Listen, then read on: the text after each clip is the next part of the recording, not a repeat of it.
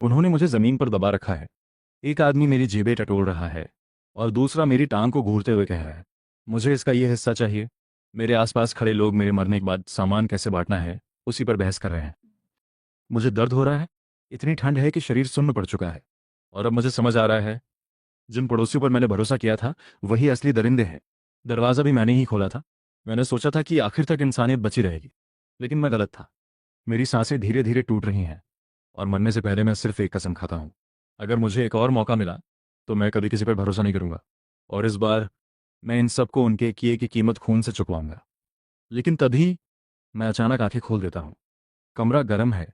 मेरे शरीर में वो जमा देने वाली ठंड नहीं है। मैं घबराकर खुद को छूता हूँ। ये क्या हो रहा है? क्या उन हैवान पड़ोसियों ने मुझे मार नहीं दिया था? तभी मेरी नज़र तारीख पर पड़ती है। मैं सच में वापस आ चुका हूँ। अभी प्रलय शुरू नहीं हुआ है। कुछ महीनों बाद एक सुपरनोवा विस्फोट पूरी दुनिया को बर्फीले नरक में बदल देगा। तापमान -70 डिग्री तक गिर जाएगा। बर्फीले तूफान पूरे शहर निगल जाएंगे और 95% इंसान मर जाएंगे। पिछली बार मैं सिर्फ इसलिए बच पाया था क्योंकि मैं सुपरमार्केट वेयरहाउस में काम करता हूँ और मेरे पास थोड़ा बहुत राशन जमा था। लेकिन आखिर में उन्हीं लोगों ने मेरा सब कुछ छीन लिया, यहाँ तक कि मुझे मारकर खाने तक लगे। लेकिन इस बार कहानी अलग होगी। इस बार मैं पहले से तैयारी करूंगा। इतना सामान जमा करूंगा कि कोई मुझे छू भी ना सके। और जब सही समय आएगा तब मैं एक एक करके उन सभी गद्दारों से बदला लूंगा। अचानक मेरी नज़र अपने सामने बने एक अजीब सी स्पेस पर पड़ती है। ऐसा लग रहा है जैसे ये जगह मेरे शरीर का ही हिस्सा हो। एक अनंत स्टोरेज स्पेस। दोबारा जन्म लेने के बाद मुझे सच में एक खास शक्ति मिल चुकी है। मैं इस जगह का अंत तक नहीं देख पा रहा। इस शक्ति की मदद से मैं अनगिनत सामान जमा कर सकता हूँ। और अगर ऐसा है तो मैं अपने सुपरमार्केट के साउथ चाइना वेयरहाउस को पूरी तरह खाली कर सकता हूँ। एक बार ऐसा हो गया तो प्रलय के दौरान मुझे कभी भी राशन या संसाधनों की चिंता नहीं होगी। लेकिन उससे पहले मुझे भी बहुत तैयारी करनी है, क्योंकि मुझे पता है आगे क्या होने वाला है। जैसे ही बर्फीला प्रलय शुरू होगा पूरी दुनिया की आर्थिक व्यवस्था ढह जाएगी। पैसा सिर्फ बेकार कागज बनकर रह जाएगा। इसीलिए अभी मैं जितना हो सके उतना पैसा इकट्ठा कर रहा हूँ। मैं हर ऑनलाइन लोन ऐप से पैसा निकाल चुका हूँ और अब मेरे पास 1 करोड़ से भी ज़्यादा रुपए हैं। लेकिन मेरे पास ये सब खर्च करने के लिए सिर्फ कुछ दिन बचे हैं। बहुत समय बाद मैं ऐसा असली खाना खा रहा हूँ। सिर्फ एक निवाला ही मुझे सपना जैसा लग रहा है। लेकिन तभी रेस्टोरेंट के दूसरे कोने में बैठी 2 लड़कियां लगातार मेरी तरफ देख रही थीं। उनमें से एक लड़की ने अपनी दोस्त से धीरे से कहा, यूचिंग, वो लड़का वही है ना जो हमेशा तुम्हारे पीछे घूमता था? उसकी दोस्त हंस पड़ी। तुम्हारी तो किस्मत बहुत अच्छी है।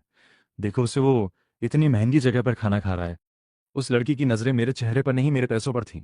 फिर उसने धीरे से अपनी दोस्त से कहा, कहीं वो कोई अमीर घर का लड़का तो नहीं? यूशिंग ने अपने बाल पीछे किए और हल्की मुस्कान दी। उसकी वही मासूम मुस्कान जिसने पिछली जिंदगी में मुझे मौत तक पहुंचाया था। फिर उसने अपनी दोस्त से कहा, मैं उसे थोड़ा टेस्ट करूंगी। अगर वो सच में अमीर निकला तो फिर मैं उसे और ज़्यादा इंतज़ार नहीं करवाऊंगी। मैं दूर बैठा उनकी सारी बातें सुन रहा था। मेरी आंखों में सिर्फ ठंडापन था। पहले मैं उसकी हर मुस्कान पर पागल हो जाता था, लेकिन अब मुझे उसकी मुस्कान के पीछे छिपा लालच साफ दिखाई दे रहा था। मैंने बिल टेबल पर रखा और वहां से बाहर निकल गया। अब मुझे सुपरमार्केट जाकर बहुत सारा सामान खरीदना था। वेयरहाउस वाली योजना के लिए भी थोड़ा इंतजार करना पड़ेगा। मैं सड़क पर आगे बढ़ ही रहा था कि तभी पीछे से उसकी आवाज़ आई, अरे जहांगीर, तुम कहाँ जा रहे हो? मैं तुरंत रुक गया। फिर मैं धीरे धीरे पीछे मुड़ा। जैसे ही मैंने उसे देखा मेरी आंखों में ठंडी नफरत उतर आई।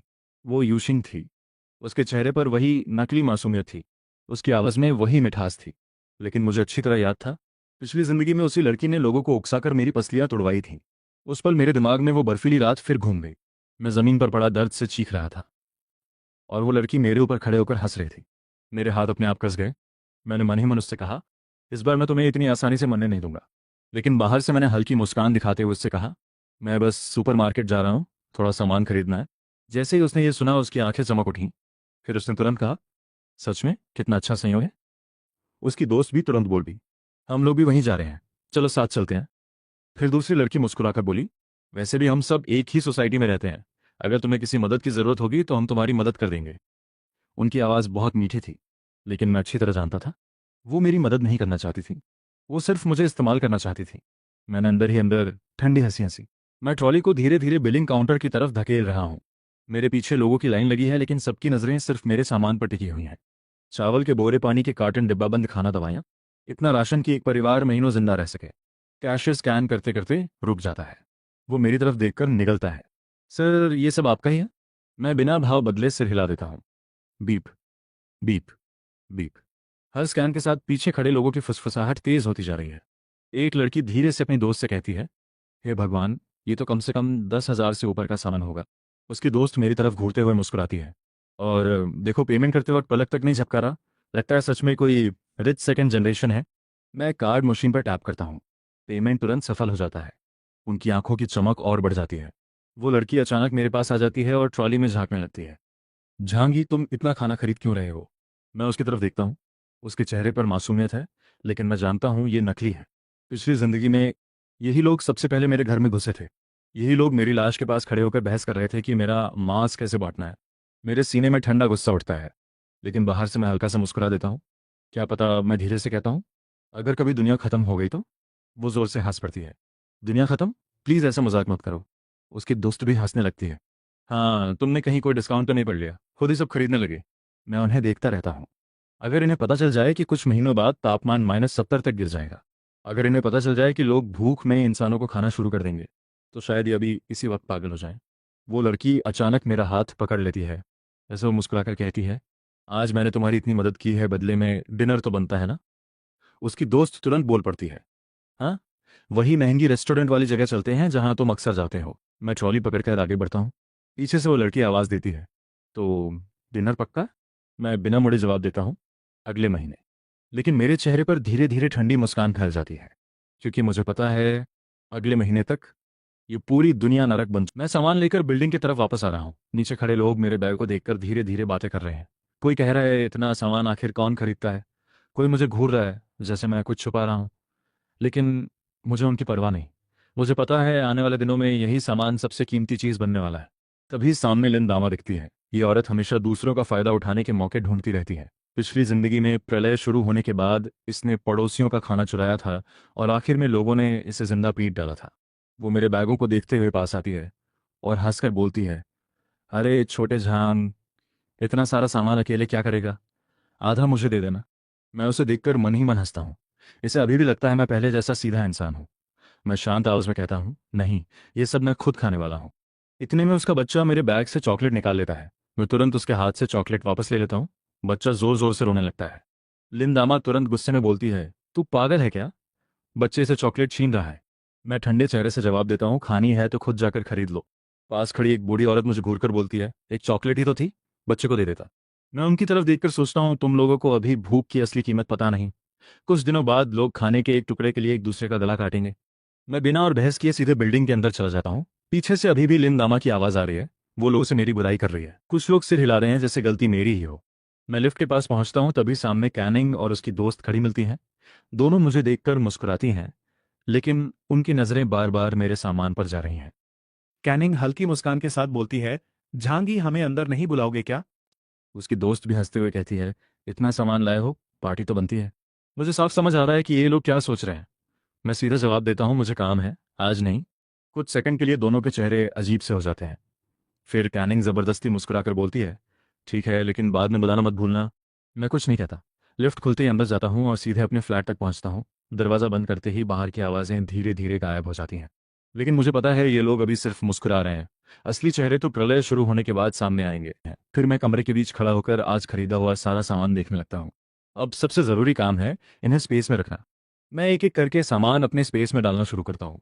कुछ ही सेकंड में बड़े बड़े बैग गायब होने लगते हैं। पूरा कमरा खाली सा हो जाता है। मैं मन ही मन सोचता हूँ, अगर ये चीज़ें एक रात स्पेस में रहने के बाद भी खराब नहीं हुई, तो फिर खाने की चिंता लगभग खत्म हो जाएगी। मैं कुर्सी पर बैठकर आगे की तैयारी के बारे में सोचने लगता हूँ। अगर मुझे प्रलय में आराम से जीना है तो सबसे पहले खाने का इंतजाम पूरी तरह पक्का करना होगा। लेकिन वो ज़्यादा मुश्किल नहीं है।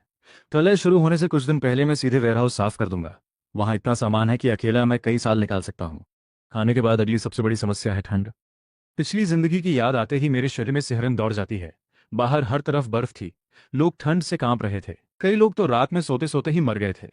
मैं कमरे के चारों तरफ नजर घुमाता हूँ। नहीं, इस बार ऐसा नहीं होगा। मैं धीरे से खुद से कहता हूँ, सबसे पहले हीटिंग का इंतजाम करना पड़ेगा। मेरे दिमाग में तुरंत फायरप्लेस का ख्याल आता है। अगर घर में अच्छा फायरप्लेस लग जाए और साथ में मोटी इंसुलेशन लेयर हो, तो बाहर चाहे जितनी बर्फ गिरे अंदर गर्मी बनी रहेगी। लेकिन इंसुलेशन लगाने का मतलब है पूरा घर दोबारा रेनोवेट करना पड़ेगा। मैं दीवारों को देखते हुए सोचता हूँ, काम बड़ा है, लेकिन करना ही पड़ेगा, क्योंकि इस बार मैं सिर्फ जिंदा नहीं रहना चाहता, मैं बाकी सबसे बेहतर जीना चाहता हूँ। मैं तय कर चुका हूँ, अगर घर की मरम्मत करनी है तो ऐसा करूंगा कि ये पूरा घर लोहे का किला बन जाए। इस बार मैं दोबारा मरना नहीं चाहता, बिल्कुल नहीं।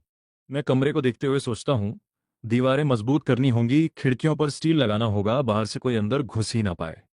खाने का इंतजाम तो आसान है, दवाइयाँ भी गोदाम से मिल जाएंगी, बाकी चीज़ें पैसे देकर खरीद जा सकती हैं। लेकिन असली समस्या सिर्फ एक है, हथियार। मैं धीरे से बड़बड़ाता हूँ, कुल्हाड़ी, क्रोबार, माचेते, ये सब तो आसानी से मिल जाएगा। फिर मेरे चेहरे पर गंभीरता आ जाती है। क्रॉसबो, एयरगन, कंपाउंड बो, इनके भी जुगाड़ हैं, लेकिन बंदूकें। मेरे दिमाग में पिछली जिंदगी की तस्वीरें घूमने लगती हैं। चीखते लोग, लूट, खून। मैं दांत भींच लेता हूँ। प्रलय में असली राजा सिर्फ गर्म हथियार होते हैं। पूरा एक रात गुजर जाती है। सुबह होते ही मैं तुरंत उस स्पेस के अंदर रखे सामान को चेक करने जाता हूँ। कल जो सब्जियां और मांस रखा था उन्हें निकाल कर देखता हूँ। मैं चौंक जाता हूँ। कुछ भी खराब नहीं हुआ। सब कुछ बिल्कुल ताज़ा है, जैसे अभी अभी खरीदा हो। फिर मेरी नज़र मछलियों पर पड़ती है। कल जो जिंदा मछलियां डाली थी वो सारी मर चुकी हैं। मैं झुककर ध्यान से देखता हूँ। मरी हुई हैं, लेकिन सड़ी नहीं। मेरी आंखें धीरे धीरे चमकने लगती हैं। मतलब ये स्पेस चीज़ों को खराब नहीं होने देता। इसमें प्रिजर्व करने की ताकत है। मैं तुरंत सोच में डूब जाता हूँ। बस एक कमी है, इसमें जिंदा चीज़ें नहीं रह सकती। लेकिन अगले ही पल मेरे दिमाग में नया ख्याल आता है। मैं हल्का सा मुस्कुराता हूँ। अगर खाना ताज़ा रह सकता है तो पका हुआ खाना भी हमेशा गर्म और फ्रेश रह सकता है। मैं फ़ोन उठाता हूँ और बड़े होटल का नंबर डायल करता हूँ। लाइन जुड़ते ही दूसरी तरफ एक प्रोफेशनल पुरुष मैनेजर की आवाज़ आती है। नमस्ते सर, यहाँ होंगफू तियानशा होटल है, बताइए हम आपकी क्या मदद कर सकते हैं। मैं बिना रुके सीधा बोलता हूँ, मुझे 500 टेबल का सबसे हाई एंड खाना बुक करना है। एक पल के लिए लाइन पर सन्नाटा छा जाता है। फिर आदमी की आवाज़ थोड़ी धीमी पड़ जाती है। सर आपने कहा 500 टेबल? मैं शांत लेकिन ठोस आवाज़ में जवाब देता हूँ, हाँ, 500 टेबल 2 दिन के अंदर तैयार चाहिए। वो गहरी सांस लेता है। सर ये ऑर्डर बहुत बड़ा है, इसका खर्च करोड़ों तक जाएगा। मैं बिना झिझक कहता हूँ, पैसे की चिंता मत करो, अकाउंट भेजो, अभी एडवांस ट्रांसफ़र करता हूँ। अब दूसरी तरफ तुरंत हलचल शुरू हो जाती है। मैनेजर की आवाज़ तेज़ हो जाती है। ठीक है सर, अगर आप 20 लाख एडवांस भेज देते हैं तो हम तुरंत तैयारी शुरू कर देंगे। मैं ठंडी आवाज़ में सिर्फ एक लाइन कहता हूँ, अकाउंट भेजो। और उसी पल होटल के अंदर अफरा तफरी मच जाती है। किसी की आवाज़ आती है, इतना बड़ा ऑर्डर 2 दिन में कैसे पूरा होगा। मैनेजर जोर से आदेश देता है, कोई सवाल नहीं, सब लोग तुरंत काम पर लगो, ये ऑर्डर हर हालत में पूरा होना चाहिए। मैंने अपने माता पिता का घर गिरवी रख दिया। अब मेरे हाथ में करीब 5 लाख बच गए हैं। मैं सड़क पर खड़ा होकर सोचता हूँ, घर की रीडिज़ाइन तो हो जाएगी, लेकिन दवाइयाँ, हथियार, ये पैसा काफ़ी नहीं है। मेरी मुट्ठी कस जाती है। और पैसा चाहिए किसी भी हालत में। तभी पीछे से एक आवाज़ आती है, अरे भाई पैसे की ज़रूरत है क्या। मैं मुड़कर देखता हूँ। एक अजनबी आदमी खड़ा है, चेहरे पर हल्की चालाक मुस्कान। मैं पूछता हूँ, तुम कौन हो। वो हल्के से हंसता है, भाई मेरे पास पैसा है, बस ब्याज थोड़ा ज़्यादा है। मैं समझ जाता हूँ, तो तुम लोग शार्ट लोन देते हो। उसकी आंखें चमक जाती हैं। हाँ, अगर तुम्हें ज़रूरत है तो हम दे सकते हैं। मैं सीधे बोलता हूँ, मुझे 5 लाख चाहिए। वो थोड़ा आगे आता है, आवाज़ धीमी करता है, इतना बड़ा अमाउंट आसान नहीं है। मैं बिना हिचक कहता हूँ, मैं 3 महीने में पूरा पैसा वापस कर दूंगा। उसकी मुस्कान और चौड़ी हो जाती है। अच्छा, फिर तो बात बन सकती है। वो हाथ बढ़ाकर कहता है, चलो कंपनी चलते हैं, वहाँ बैठकर डिटेल में बात करते हैं। मैं उसके पीछे चल पड़ता हूँ। मन में सिर्फ एक बात गूंज रही है, ये पैसा मुझे किसी भी हालत में तैयार रहना है, अगली लड़ाई के लिए। मैं उस कंपनी के दफ्तर में बैठा हूँ। माहौल ठंडा है, लेकिन अंदर का दबाव साफ महसूस हो रहा है। मैनेजर मुझे ऊपर से नीचे तक देखता है और फिर बोलता है, ये वही है जो 5 लाख का लोन लेना चाहते हैं प्राइवेट लैंडिंग कंपनी से। दूसरा आदमी फाइल पलटते हुए कहता है, 5 लाख ये छोटा अमाउंट नहीं है। मैं शांत बैठा रहता हूँ। उनमें से एक आगे झुककर बोलता है, इंद्र, हमारी ब्याज दर बहुत ज़्यादा है, पहले से बता देते हैं, मानसिक रूप से तैयार हो जाओ। मैं बिना झिझक जवाब देता हूँ, मुझे पता है, बिजनेस के लिए चाहिए, 1 महीने में वापस कर दूंगा, ब्याज ज़्यादा हो तो भी चलेगा। कमरे में थोड़ी खामोशी छा जाती है। फिर मैनेजर बोलता है, ठीक है 5 लाख लो, 1 महीने बाद तुम्हें 7 लाख लौटाने होंगे। मैं सिर हिलाता हूँ, ठीक है। वो आगे नियम जोड़ता है, लेकिन गारंटी चाहिए, कोई प्रॉपर्टी वैल्यू वाली चीज़। मैं तुरंत बोलता हूँ, मेरी ये घर है, इसकी कीमत 5 लाख से ज़्यादा है। दूसरा आदमी फाइल देखकर बीच में रोकता है, नहीं ये घर करीब 4 लाख का ही है। मैं बिना रुके कहता हूँ, आज ही पैसे चाहिए, मैं 4,50,000 भी मान लूंगा। कमरे में हलचल बढ़ जाती है। थोड़ी देर बहस के बाद मैनेजर सिर हिलाता है, ठीक है, हम थोड़ा नुकसान झेल कर डील कर रहे हैं। वो फाइल आगे सरकाता है, साइन करो। मैं दस्तखत करता हूँ। अगले ही पल मैसेज आता है, पैसे आपके अकाउंट में ट्रांसफर हो चुके हैं। मैं स्क्रीन देखता हूँ और मुट्ठी धीरे से कस जाती है। अब खेल शुरू हो चुका है। उधर ऑफिस के कोने में बैठा मैनेजर फाइल बंद करता है और हल्की हंसी छोड़ता है। ये आदमी सच में बेवकूफ़ निकला। वो अपने साथी की तरफ देखकर धीरे से बोलता है, 5 लाख के बदले 5,50,000 की प्रॉपर्टी दे दी और ऊपर से हमें धन्यवाद भी कर रहा है। कमरे में बैठे लोग भी हंसने लगते हैं। दूसरा आदमी फुसफुसाता है, मुझे तो नहीं लगता ये पैसा वापस कर पाएगा।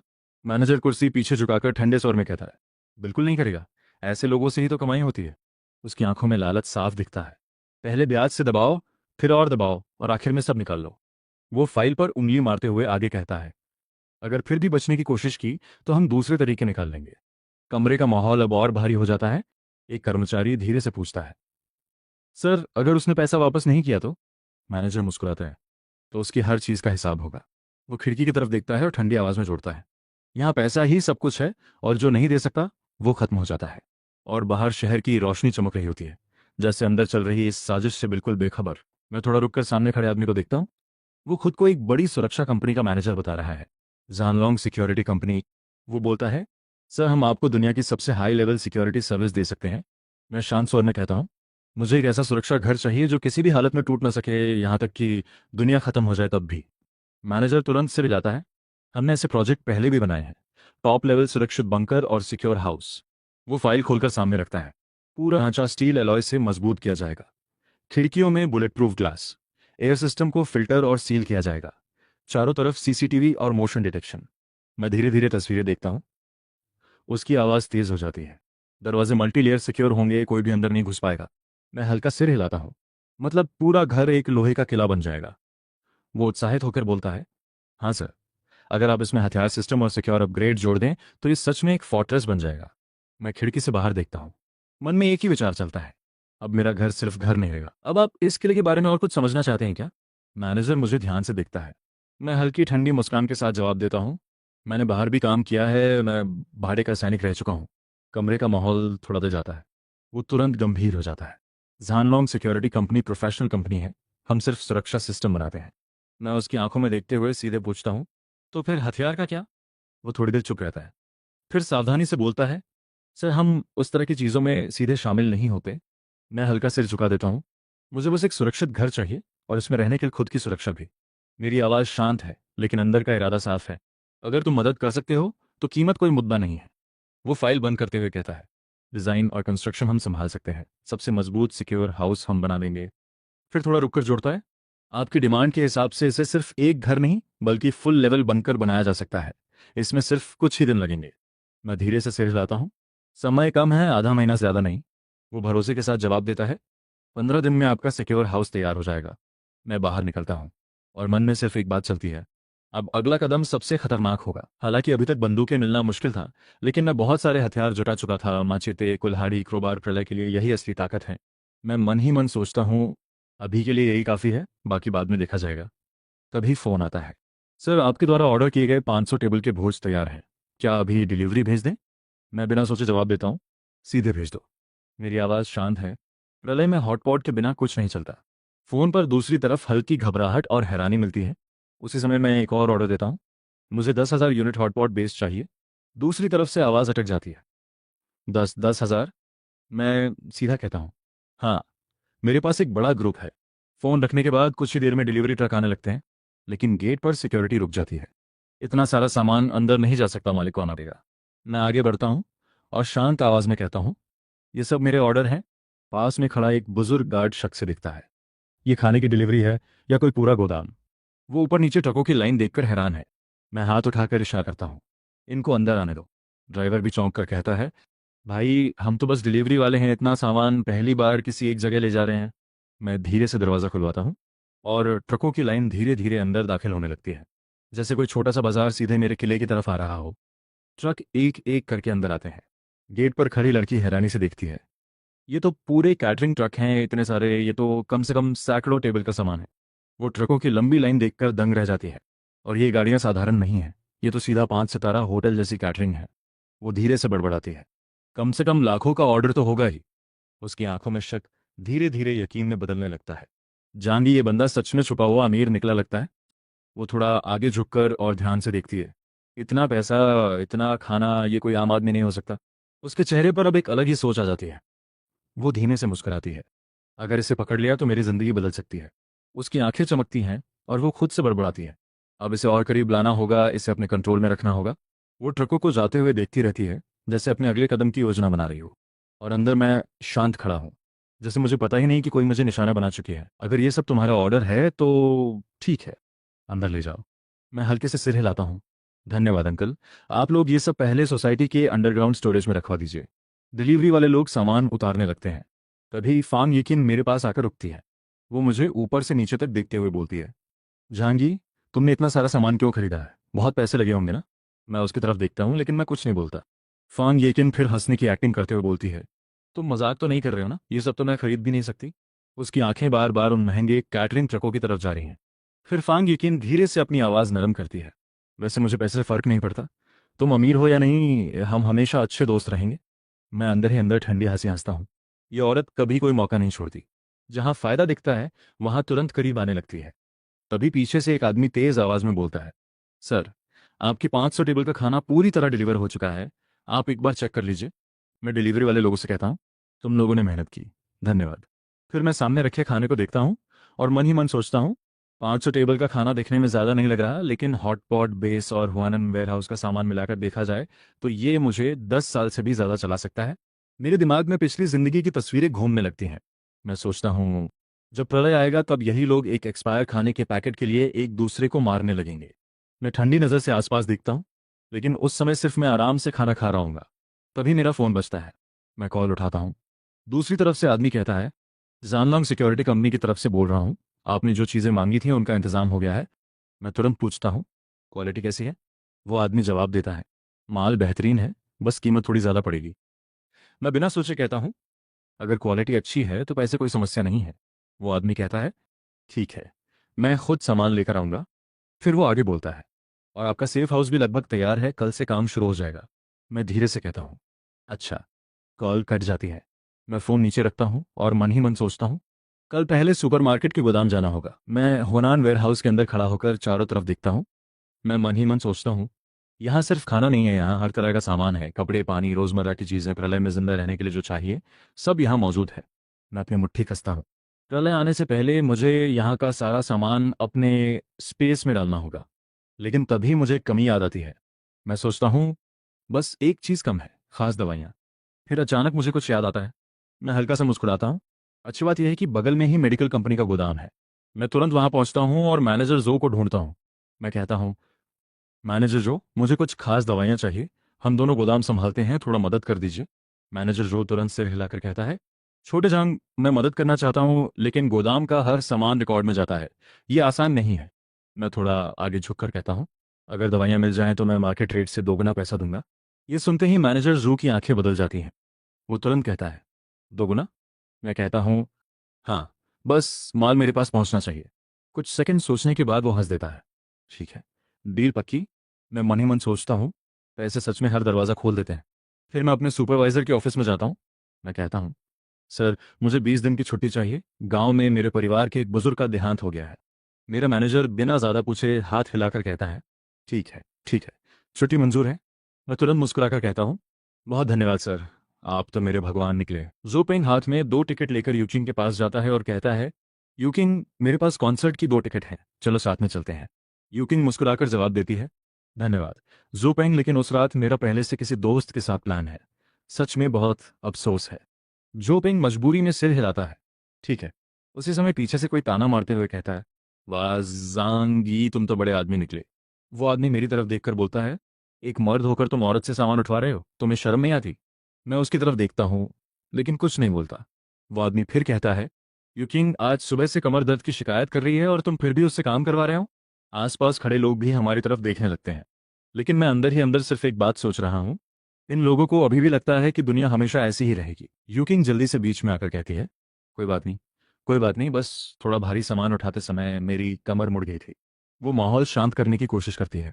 तभी जोपेंग मेरी तरफ देखकर कहता है, कम से कम इलाज के लिए कुछ पैसे तो दो, 500 रुपये दे दो उसे। मैं सीधे उसकी तरफ देखकर जवाब देता हूँ, सामान उठाने की बात उसने खुद कही थी, मैंने उससे मदद मांगी ही नहीं। फिर मैं ठंडी आवाज में कहता हूँ, और तुम होते कौन हो मुझे आदेश देने वाले? जोपेंग मेरी आवाज सुनकर थोड़ा पीछे हटता है। वो कहता है, तुम इतना चिल्ला क्यों रहे हो, मैं तो बस बात कर रहा था। फिर वो यूचिंग की तरफ मुड़कर कहता है, तुम आगे से इससे थोड़ा दूर ही रहना। मैं मन ही मन हंसता हूँ। इसे लग रहा है कि वो कोई हीरो बन रहा है। उधर यूकिंग मुझे चुपचाप देख रही होती है। वो मन ही मन सोचती है, जहांगीर शायद सच में कोई अमीर घर का लड़का है, नहीं तो इतना दबदबा कैसे हो सकता है। फिर वो तुरंत अपने मन में फैसला करती है, मुझे इसे अच्छे से पकड़ कर रखना होगा। कुछ देर बाद वो मेरे पास कॉल करती है। जहांगीर, तुम आजकल बहुत अजीब व्यवहार कर रहे हो। मैं कुछ नहीं बोलता हूँ। फोन पर युकीन मुझसे पूछती है, जहांगीर, तुम आजकल बहुत अजीब हो गए हो। पहले सामान जमा करना, फिर घर की मरम्मत, क्या सच में कुछ होने वाला है? मैं उसकी बात सुनकर मन ही मन सोचता हूँ, लगता है इसे थोड़ा शक होने लगा है।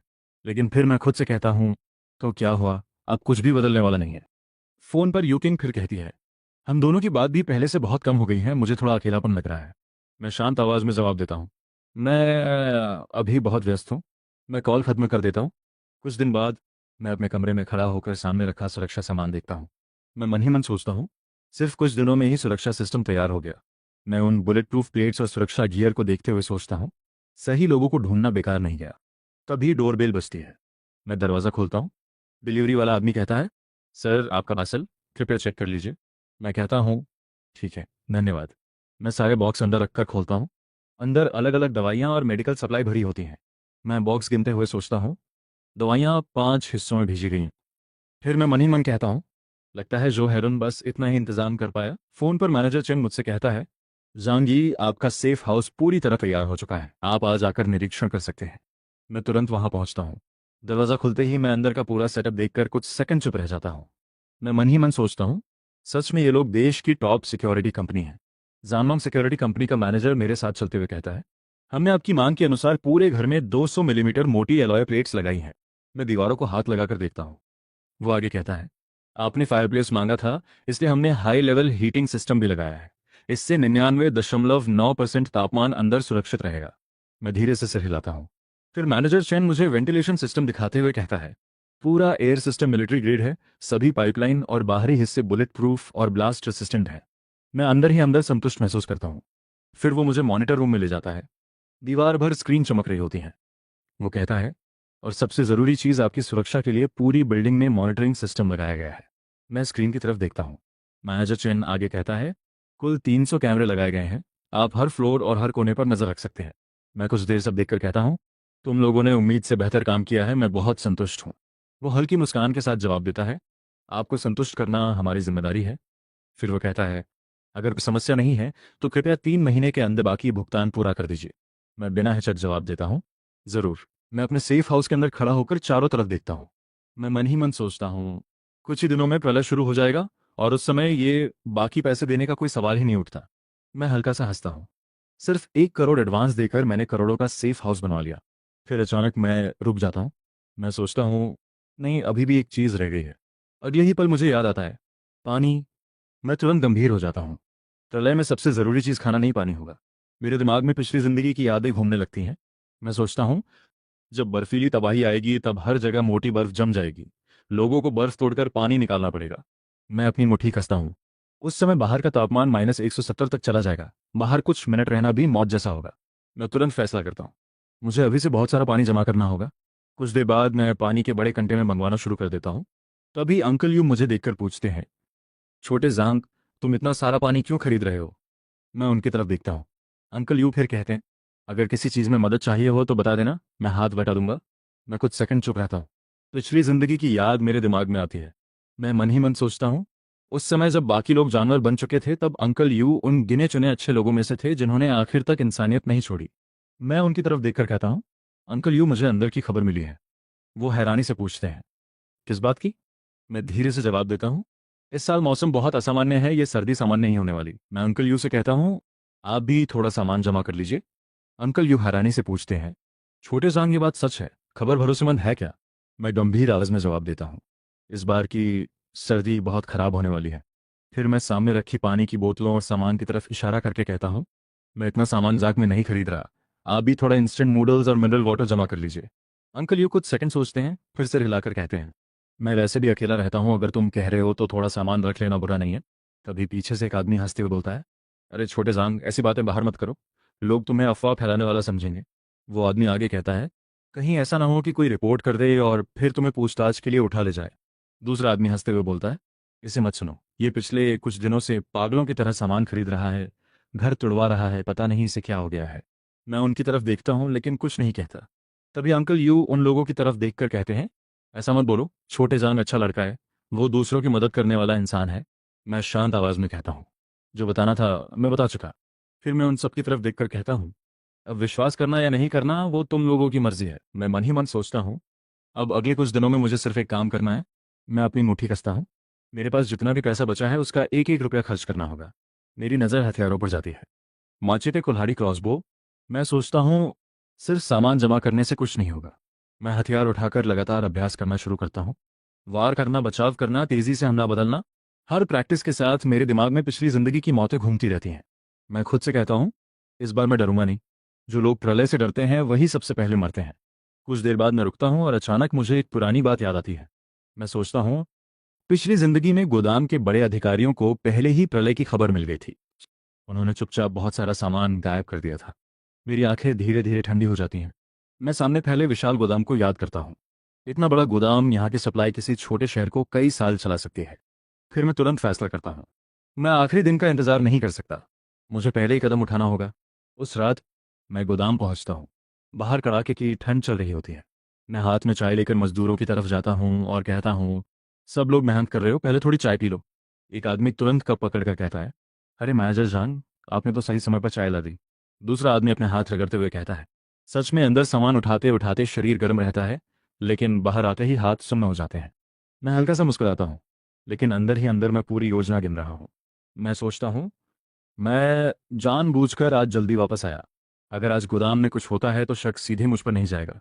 मैं धीरे धीरे पीछे हटता हूँ। मेरे पैरों में अब पहले से बड़े साइज के जूते हैं, हाथों में मोटे दस्ताने।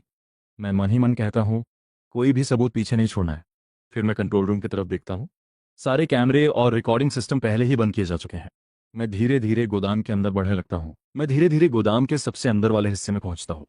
फिर मैं बिना समय बर्बाद किए अपना स्पेस खोल देता हूँ। मेरे सामने रखा सामान एक एक करके गायब होने लगता है। मैं मन ही मन गिनता जाता हूँ, ड्रिंक्स, ईंधन, खाना, स्पोर्ट्स इक्विपमेंट, जो भी मेरी नज़र में आता है मैं सब अपने स्पेस में डालता जाता हूँ। मैं सोचता हूँ, वैसे भी प्रलय आने के बाद ये चीज़ें आम लोगों तक कभी नहीं पहुँचेंगी, तो इन्हें छोड़ने का कोई मतलब नहीं। मैं खुद से कहता हूँ, बेहतर है ये सब मेरे काम आए। कभी मेरी नज़र एक कोने पर पड़ती है। मैं रुक जाता हूँ। ये क्या है? मैं तेज़ी से उस तरफ जाता हूँ। मेरे सामने कई बड़े बॉक्स रखे होते हैं। मैं एक बॉक्स खोलता हूँ और मेरी आंखें चमक उठती हैं। ठंड से बचाने वाले सूट। मैं तुरंत पहचान जाता हूँ, ये इस साल की नई टेक्नोलॉजी है। मैं सूट को हाथ में लेकर सोचता हूँ, पिछली जिंदगी में बर्फीले प्रलय के बाद यही सबसे कीमती चीज़ों में से एक बन गया था। सुना था ये -100 डिग्री से भी नीचे का तापमान सह सकता है। फिर मेरी नज़र दूसरे बॉक्स पर जाती है, और ये कोल्ड रेसिस्टेंट स्लीपिंग बैग। मैं तुरंत कहता हूँ, ये भी ले जाऊंगा। एक एक करके सारे बॉक्स मेरे स्पेस में गायब होने लगते हैं। पूरा गोदाम धीरे धीरे खाली होता जाता है। कुछ देर बाद मैं लंबी सांस छोड़ता हूँ। आखिरकार काम खत्म हुआ। मैं पीछे मुड़कर खाली पड़े विशाल गोदाम को देखता हूँ और बाहर निकल जाता हूँ। सुबह होने के बाद गोदाम के ऑफिस में अचानक हड़बड़ी मच जाती है। एक कर्मचारी भागते हुए अंदर आता है और चिल्लाता है, मैनेजर, मैनेजर, जल्दी उठिए, बहुत बड़ी मुसीबत हो गई। नींद में डूबा सुपरवाइजर गुस्से में उठता है। क्या हुआ? वो कर्मचारी कांपती आवाज में कहता है, गोदाम गोदाम पूरा खाली हो गया है। सुपरवाइजर की आंखें फैल जाती हैं। क्या मतलब खाली हो गया?